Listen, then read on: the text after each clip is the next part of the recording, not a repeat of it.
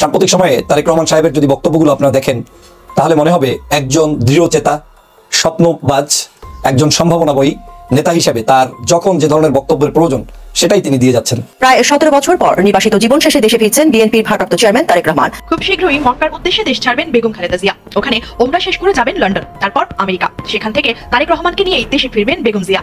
তারেক রহমানের দেশে ফেরা আইনি প্রক্রিয়ার বাইরেও আছে রাজনৈতিক সমীকরণ। আসসালামু আলাইকুম দর্শক, নতুন একটি সংবাদে আপনাকে স্বাগতম। প্রিয় দর্শক, বাংলাদেশের যে বর্তমান প্রেক্ষাপট চলছে তারই আলোকে বেশ কয়েকটি গুরুত্বপূর্ণ ভিডিও নিয়ে আপনাদের সামনে হাজির হয়েছি, যার কিছুটা অংশ বিশেষ আপনারা ভিডিও শুরুতে দেখেছেন। প্রিয় দর্শক, ভিডিও শুরুটা দেখে কিন্তু বুঝতে পেরেছেন আজকের নিউজটা ঠিক কতটা গুরুত্বপূর্ণ এবং ঠিক কোন বিষয়টাকে ইঙ্গিত করছে। তাই বলবো যারা ভিডিওটি অন করেছেন একটু না টেনে সম্পূর্ণ ভিডিওটি মনোযোগ সহকারে শেষ পর্যন্ত দেখতে থাকুন। দর্শক মণ্ডলী, আমি আর এই বিষয় নিয়ে বেশি কথা বলবো না, চলে যাব আজকের কাঙ্ক্ষিত ভিডিওতে। তার আগে বলবো যারা এই চ্যানেলে নতুন আছেন অবশ্যই চ্যানেলটি সাবস্ক্রাইব করে পাশে থাকা বেল বাটনটি ক্লিক করে রাখবেন প্রত্যেক মুহূর্তের আপডেট পাওয়ার জন্য। তো চলুন দর্শক, ভিডিওটিতে একটা লাইক দিয়ে ধারাবাহিকভাবে আজকের সবগুলো ভিডিওর আলোচনা দেখে আসি। বাংলাদেশের আগামীর রাজনীতিতে মুখ্য ভূমিকা পালন করছেন জনাব তারেক রহমান সাহেব। সাম্প্রতিক সময়ে তারেক রহমান সাহেবের যদি বক্তব্যগুলো আপনারা দেখেন তাহলে মনে হবে একজন দৃঢ়চেতা, স্বপ্নবাজ, একজন সম্ভাবনাময়ী নেতা হিসেবে তার যখন যে ধরনের বক্তব্যের প্রয়োজন সেটাই তিনি দিয়ে যাচ্ছেন। তিনি কখনোই দলকে প্রতিষ্ঠিত করার জন্য দলের সমালোচনা না করে বসে থাকেন না, কিংবা নেতাকর্মীদেরকে অতিরঞ্জিত আদর আল্লাহ দেখিয়ে দলকে ধ্বংসের পায়তারা তিনি কখনোই করেন না। বরং তিনি দলের কোনো নেতাকর্মীর ভুল হলে, দলের কোনো ভুল হলে, দলীয় সিদ্ধান্তের কোনো ভুল হলে, কিংবা দেশের বর্তমান ছাত্র সমাজ, যুব সমাজ এবং জনগণের সিদ্ধান্তের বিরুদ্ধে কোনো কিছু গেলে তিনি সাথে সাথে সেটার ব্যাপারে বক্তব্য দিয়ে দেন, জাতির কাছে স্পষ্ট করেন তার মতাদর্শের কথা। বাংলাদেশে এরকম সৎ চিন্তার মানুষ প্রয়োজন, যারা সত্যিকার অর্থে দেশের স্বার্থে সবকিছু মেনে নিতে প্রস্তুত। আপনারা ইতিমধ্যে জানেন যে বাংলাদেশের জাতীয়তাবাদী দল, এই জাতীয়তাবাদী দলের ভারপ্রাপ্ত চেয়ারম্যান হিসেবে জনাব তারেক রহমান দায়িত্ব পালন করছেন। তিনি তার উল্লেখযোগ্য কয়েকটি ভালো দিকের মধ্যে যদি আপনি দেখেন যে সাম্প্রতিক সময়ে আন্দোলনের কৌশলগুলোকে তিনি ভিন্নভাবে সাজিয়েছেন, যেটা জনবান্ধব, যেটা জনগণ চাহিদার আলোকে সবসময় জনগণ মনে করে যে এই আন্দোলনগুলো হওয়া উচিত, সেইগুলোই বিএনপি করছে। একজন নেতা সাধারণত চায় কি, তার জন্য সবাই মিছিল দেখ, মিটিং করুক, বার্থডে পালন করুক, তার জন্য উৎসর্গ করুক, বিভিন্ন ধরনের প্ররোচনামূলক সন্তোষজনক বক্তব্য দিক। তারেক রহমান নিজে নিজের জন্মদিনকে পালন করার জন্য নিষেধ করে সারা বাংলাদেশে এই প্রথম যে তার অফিসিয়াল প্যাডে জানিয়ে দেওয়া হয়েছে যে কেউ জন্মদিন পালন করতে পারবে না, এবং কেউ করলে তার পদ পদবি এবং শাস্তিমূলক ব্যবস্থা গ্রহণ করা হবে, যাতে করে কেউ এই ধরনের অমান্য করতে না পারে। বাংলাদেশের কোথাও আমার জানা মতে তার জন্মদিন এই দলের পক্ষ থেকে অনুষ্ঠিত হয়নি। তারেক রহমান সাহেব ইতিমধ্যেই তার রাজনৈতিক জায়গায় যে দূরদর্শিতার পরিচয় দিচ্ছেন তা স্পষ্ট হয়েছে তার আন্দোলনের কৌশলগুলোতে। তিনি মানুষের জনদুর্ভোগ সৃষ্টি হয়, জনগণ ক্ষিপ্ত হয়, জনগণ অপছন্দ করে, এই ধরনের কোনো জনপ্রিয় আন্দোলন পর্যন্ত তিনি এখন করতে চান না, কিংবা কোনো ধরনের তাদের অ্যাক্টিভিটিস করছেন না। তিনি করছেন জনগণ যেটা চাচ্ছেন সেটাই করছেন। সাম্প্রতিক সময় আপনারা জানেন যে কৃষকদেরকে নিয়ে তিনি বিশেষ কিছু প্রোগ্রাম ঘোষণা করেছেন। প্রত্যেকটি ওয়ার্ডে ওয়ার্ডে, গ্রামে গ্রামে কৃষকের বাড়িতে গিয়ে গিয়ে বিএনপির নেতাকর্মীদেরকে তাদের সাথে কথোপকথন, আলোচনা, তাদের কল্যাণে কার্যক্রম ভূমিকা পালন করার জন্য বিশেষ নির্দেশনা ইতিমধ্যে তিনি দিয়েছেন। সারা বাংলাদেশের যে বর্তমান আওয়ামী লীগ যে ছিল গত কয়েকদিন আগে, সেই আওয়ামী লীগের যে চরম মাত্রায় বাংলাদেশটাকে ধ্বংস করে দিয়ে গিয়েছে, সেটাকে সংস্কার করার জন্য তারেক রহমান সাহেব মনে করেন যে এটা দীর্ঘমেয়াদী একটি কাজ, এটা আজকেই সংস্কার করলে কালকে সমাধান হবে এমনটা নয়। সে কারণে জনাব তারেক রহমান সাহেব 31 দফা কর্মসূচি গ্রহণ করেছেন, যে 31 দফা শুধুমাত্র কাগজে কলমে লিখে সীমাবদ্ধ রাখেননি। সারা বাংলাদেশের বিভাগীয় পর্যায় থেকে শুরু করে জেলা, থানা, উপজেলা প্রত্যেকটি পর্যায়ে নেতাকর্মীদের মধ্যে 31 দফাকে কেন্দ্র করে কর্মশালার আয়োজন এই প্রথম মনে হয় কোনো দল করতে যাচ্ছে এবং করছে, যেটা বাংলাদেশের জনগণের কাছে বেশ আলোচিত হয়েছে এবং জনগণ যেটাকে খুব ভালোভাবে নিয়েছে।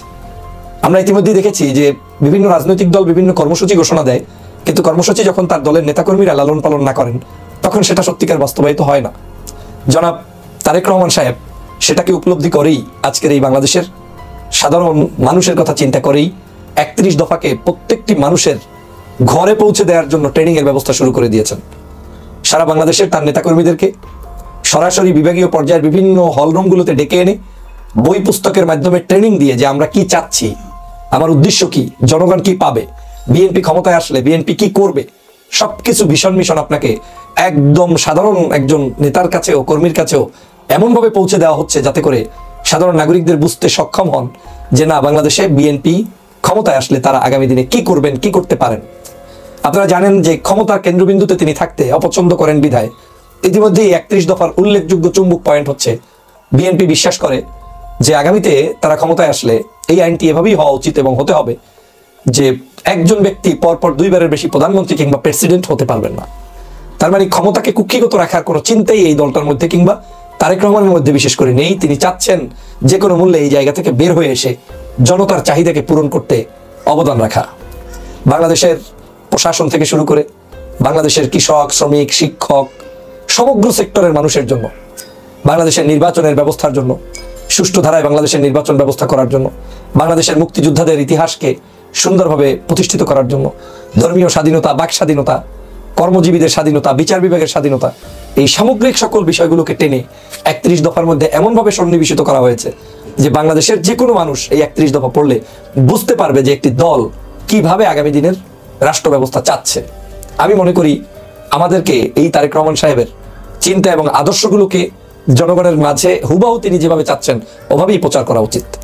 গতকালকে তারেক রহমান সাহেবের একটি আত্মসমালোচনামূলক বক্তব্য দেখেছি যেটা আমাকে চরমভাবে উৎসাহিত করেছে। তিনি তার বক্তব্যে নেতাকর্মীদের উদ্দেশ্যে বলছেন যে বিএনপি ক্ষমতায় আসবে ভেবে বসে থেকে লাভ নেই, আগামী নির্বাচন কঠিন নির্বাচন হবে এবং আপনি ক্ষমতায় চলে আসছেন এই ভাবটা বন্ধ করতে হবে। আপনাকে ক্ষমতায় আসতে হলে জনগণের ম্যান্ডেট নিয়ে, জনগণের ভালোবাসা নিয়ে, জনগণের কাছে আপনাকে দাওয়াত পৌঁছে দিয়ে তারপরে জনগণকে বুঝিয়ে আপনি ম্যান্ডেট নিয়ে ক্ষমতায় আসতে হবে। বাংলাদেশের এই মুহূর্তে অপ্রতিরোধ্য দল হচ্ছে বিএনপি, সবচেয়ে বড় দল বিএনপি, কে না জানে। কিন্তু সেই দলের ভারপ্রাপ্ত চেয়ারম্যান নেতাকর্মীদেরকে বলছেন যে আপনাদেরকে এভাবেই কাজ করতে হবে এবং আপনারা ভালো ভালো কাজ করুন, আপনারা কারো সমালোচনায় ব্যস্ত না থেকে আপনি তার কাজগুলো করার চেষ্টা করুন যেই কাজটি অন্য দল করে। আমরা অনেক সময় অনেকের ভালো কাজগুলোকে সমালোচনার এইভাবে করি, অমুকে এইভাবে করে ফেলতেছে, এভাবে করে ফেলতেছে, আমরা এভাবে করা উচিত ছিল, কিন্তু আমরা কখনো করি না। তারেক রহমান সেটাকে আঙ্গুল দিয়ে বুঝিয়ে দিচ্ছেন যে আপনিও করে ফেলুন, আপনিও নেমে ফেলুন, আপনিও জনগণের কাছে গিয়ে গিয়ে আপনার এই আদর্শ প্রচার করুন। এক বাক্যে যদি আমি বলতে চাই তাহলে তারেক রহমান সাহেব বর্তমান সময়ের ছাত্র জনতা, যুবক, ধর্মীয় গোষ্ঠীর মানুষ, বিভিন্ন শ্রেণী পেশার মানুষ, প্রশাসন, রাষ্ট্র কাঠামো, দেশ বিদেশ সবকিছু চিন্তা করে একটি সুন্দরতম এমন কিছু সেটআপ আল্লাহ পাক তার মাথার মধ্যে দিয়েছেন যেটা এই রাষ্ট্রের জন্য ইমপ্লিমেন্ট করা দরকার। রাষ্ট্রের আগামী দিনে অন্ততপক্ষে তার এই কাজগুলোকে সামনের দিনে এগিয়ে নেওয়ার জন্য তার পাশে থাকা দরকার।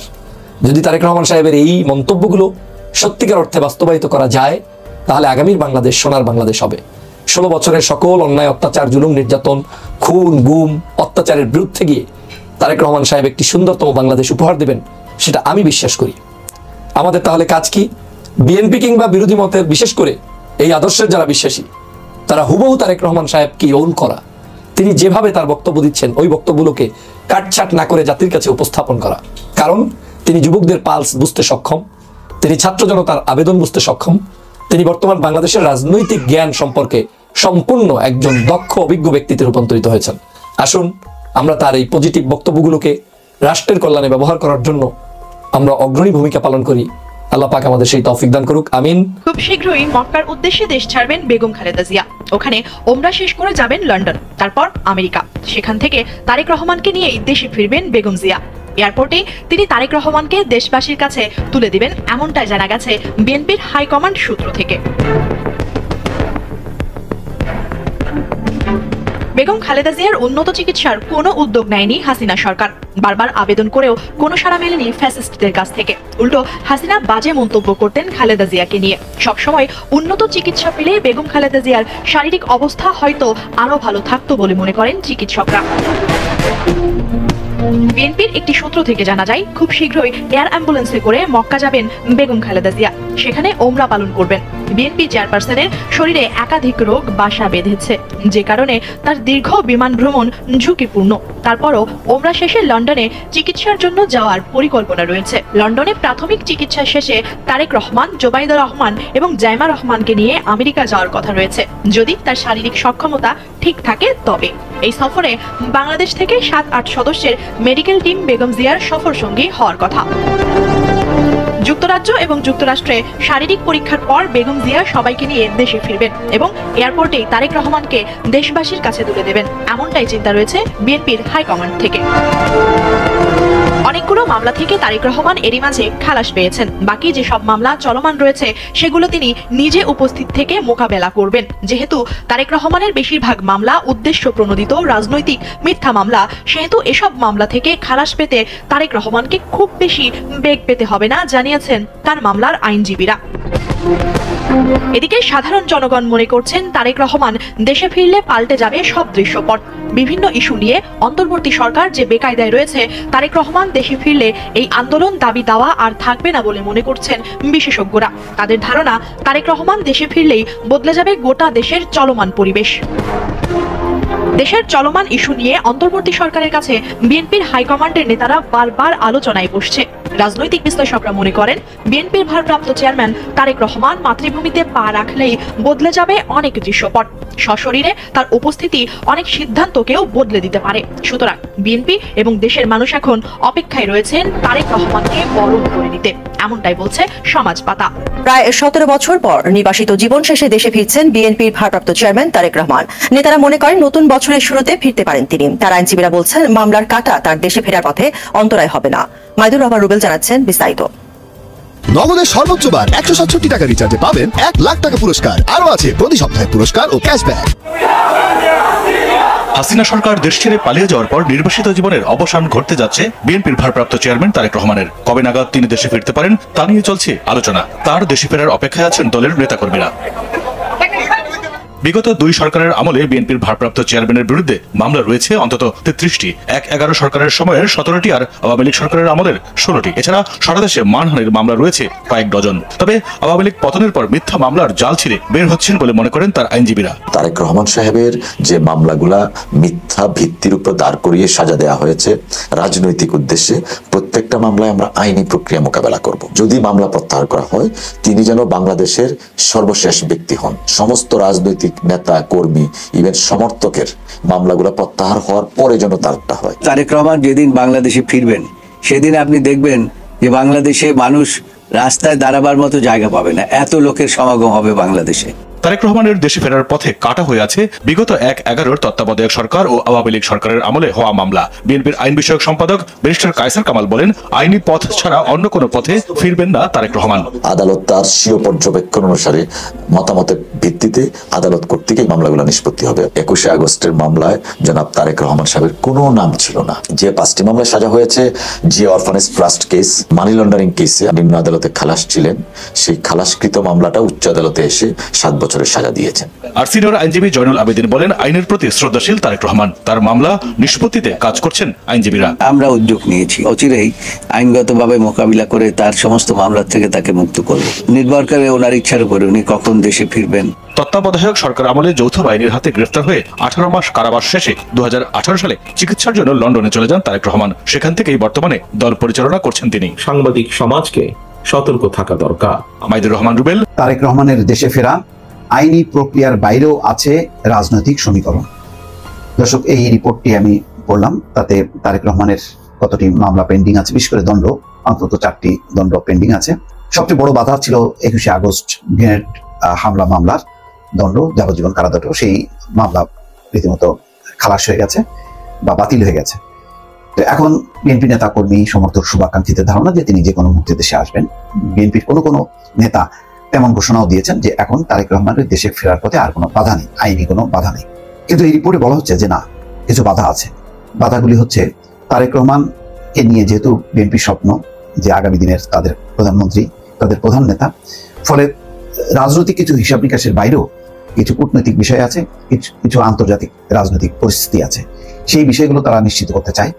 অর্থাৎ বন্ধু দেশ বাংলাদেশ এই মুহূর্তে যাদেরকে বন্ধু মনে করে, সেই বন্ধু দেশগুলোর একটি সম্মতি, তারা যাতে ইতিবাচকভাবে তারেক রহমানের দেশে ফেরা সেই বিষয়টি তারা গ্রহণ করে, এবং যদি বিএনপি সরকার গঠন করে সেই সরকারের সাথে তারেক রহমানের নেতৃত্বে যে সরকার গঠিত হবে সেই সরকারের সাথে যাতে বিদেশি দেশগুলো কোঅপারেট করে, সেই বিষয়গুলো তারা বিএনপির শীর্ষ নেতৃত্ব নিশ্চিত হতে চায়, আলাপ আলোচনা করছে সেই লক্ষ্যে।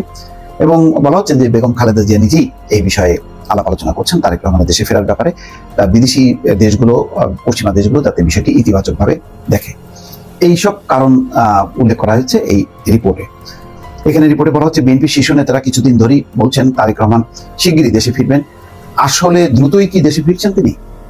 দলের অভ্যন্তরে খোঁজ নিয়ে জানা গেছে বিএনপির ভারপ্রাপ্ত চেয়ারম্যানের দেশে ফেরার তারিখ এখনো সুনির্দিষ্ট হয়নি। তার দেশে ফেরার ইস্যুটি একদিকে যেমন আইনি দিক আছে, অন্যদিকে এটি রাজনৈতিক বিষয় বলেও মনে করছেন কেউ।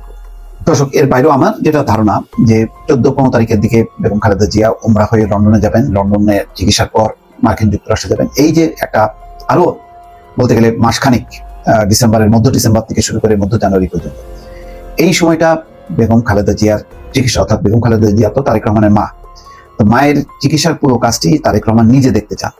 অর্থাৎ লন্ডনে যাওয়ার পর থেকে তার চিকিৎসার সমস্ত যাবতীয় যে দেখভাল করা, দৌড়ঝাঁপ করা, সেই বিষয়টি ছেলে হিসেবে তারেক রহমান নিজে করতে চান। আমার ধারণা এটাও একটা কারণ যে অন্তত মানে আরো 1 মাস, মধ্য ডিসেম্বর থেকে শুরু করে মধ্য জানুয়ারি পর্যন্ত আরো 1 মাস তারেক রহমান তার মাকে নিয়ে ব্যস্ত থাকবেন। ফলে হয়তো জানুয়ারির শেষ নাগাদ তিনি আসতে পারেন। এর মধ্যে তার যে আরো যে দণ্ড আছে আইনগত, সেই বিষয়গুলো আদালতের মাধ্যমে ফয়সালা হবে তিনি আশা করছেন। এবং পাশাপাশি গুরুত্বপূর্ণ যেটি নয় দিগন্ত যেটি বলেছেন, এটা সত্য যে যিনি আসছেন বাংলাদেশে ফিরবেন, তিনি তো শুধুমাত্র একটা দলের ভারপ্রাপ্ত চেয়ারম্যান বা দলের প্রধান কাণ্ডারি নন, তিনি আগামী দিনের প্রধানমন্ত্রী হিসেবে, সম্ভাব্য প্রধানমন্ত্রী হিসেবে বিএনপি ধারণা করছে এবং দেশের অনেক মানুষই মনে করছে। ফলে এই নেতার নেতৃত্বে যখন নাকি সরকার পরিচালিত হবে, সেই সরকারের সঙ্গে বিদেশের বিভিন্ন দেশের, বিশেষ করে চীন, মার্কিন যুক্তরাষ্ট্র এবং ইউরোপের গুরুত্বপূর্ণ দেশগুলোর সাথে সম্পর্ক যাতে খুব চমৎকার হয় এবং বন্ধুসুলভ হয়, সেই বিষয়টি হয়তো নেপথ্যে কাজ করছে বিএনপির একটি টিম, যাতে তারা ওয়েলকাম করে এবং তারেক রহমানকে সর্বাত্মক সহযোগিতা করে। এই বিষয়টি হয়তো মধ্য জানুয়ারির মধ্যে ফয়সালা হবে। তারপরে মার্চ মাসের দিকে ভোটার তালিকা হওয়ার পরে, অর্থাৎ পুরো বলতে গেলে আগামী বছরের শুরুতেই, শুরুর যে মাসটি, সেই মাসটি তারেক রহমান হয়তো দেশে ফিরবেন এবং তারপরে পুরো বছর জুড়ে তিনি দেশে ঘুরবেন, নির্বাচনী প্রচারণা চালাবেন। তারপরে হয়তো বছর শেষে, আগামী বছর শেষে বা 2025-এর শুরুতে যে নির্বাচন হবে, সেই নির্বাচনে তিনি অংশ নেবেন। এই হচ্ছে মোটামুটি পরিস্থিতি। ফলে তারেক রহমান খুব চটজলদি চলে আসবেন এবং মামলাই একমাত্র কারণ সেটি না, রাজনৈতিক কার্যকারণ আছে, রাজনৈতিক নানা সমীকরণ আছে যেগুলো, এবং সবচেয়ে বড় বিষয়টা হচ্ছে মায়ের চিকিৎসা। সেই বিষয়গুলো নিষ্পত্তি হলে বা ফয়সালা হলে তারপরে তিনি দেশে ফিরবেন বলে এমনটা মনে করছেন। তবে আমার যেটা ধারণা যে যত দেরি হোক না কেন, জানুয়ারি হয়তো ক্রস করবে না, জানুয়ারি হয়তো শেষ দিকে তিনি দেশে ফিরবেন। দর্শক, ভালো থাকবেন। আল্লাহ হাফেজ। সুপ্রিয় দর্শক, আমি আশা করছি আজকের নিউজটা আপনারা সকলে মনোযোগ সহকারে শেষ পর্যন্ত দেখেছেন। তো আজকের নিউজটা দেখে আপনার কাছে কি মনে হয়েছে? আপনার মূল্যবান মতামত অবশ্যই কমেন্ট সেকশনে লিখে যাবেন। দেখা হচ্ছে পরবর্তী কোনো আপডেট নিউজে। সে পর্যন্ত সুস্থ থাকবেন, ভালো থাকবেন, আমার জন্য দোয়া করবেন। আসসালামু আলাইকুম ওয়া রাহমাতুল্লাহি ওয়া বারাকাতুহু।